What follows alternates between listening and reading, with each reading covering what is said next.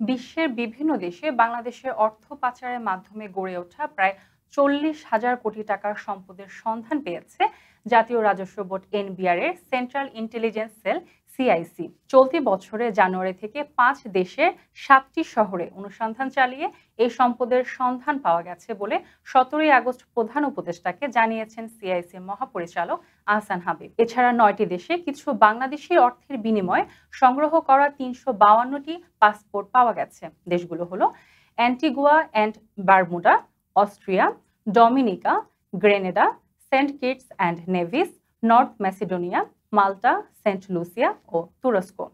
আহসান হাবিব জানান, এখন পর্যন্ত 346টি সম্পদের সন্ধান পাওয়া গেছে। তিনি আরও বলেন, সিআইসি এসব সম্পদ বাজেয়াপ্ত করে বাংলাদেশের অনুকূলে ফেরানো এবং অর্থ পাচারে জড়িতদের শাস্তি নিশ্চিত করতে এই কাজ করছে। এই প্রক্রিয়ায় 6টির বেশি আন্তর্জাতিক সংস্থা বাংলাদেশকে সহায়তা করছে।